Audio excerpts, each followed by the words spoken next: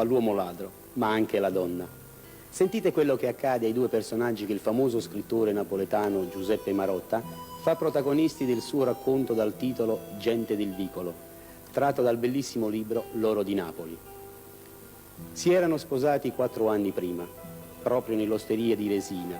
Don Rosario, dopo aver infilato al dito di donna Sofia l'anello di smeraldi che era stato di sua madre, ebbe paura.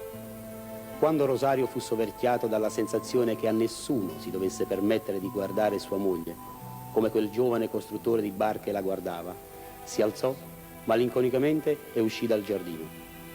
Quanti uomini da quel giorno la guardarono come il costruttore di barche?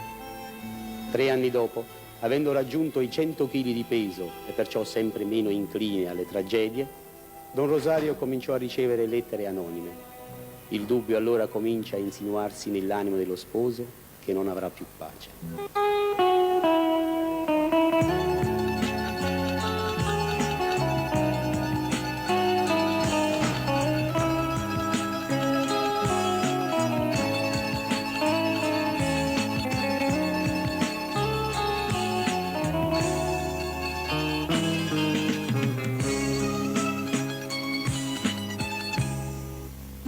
Sape perché quando tu stai in braccio a me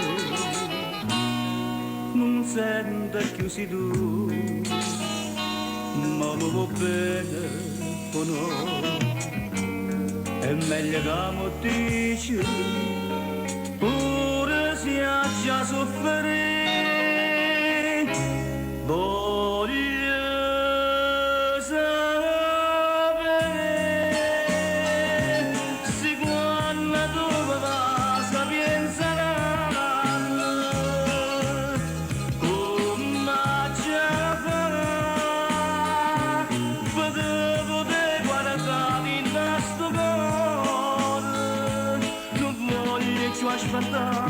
È meglio che mi dica la verità, o saccia che tu non vuoi parlare perché se tu mi dici amore,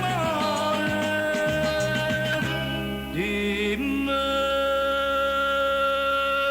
perché non si venuta in appuntamento.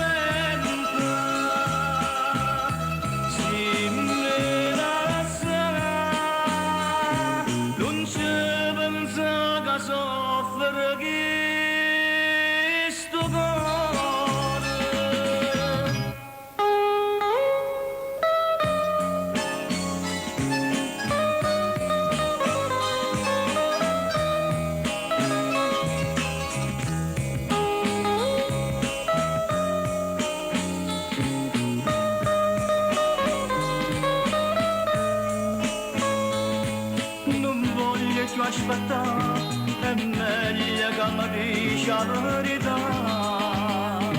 o saccia che tu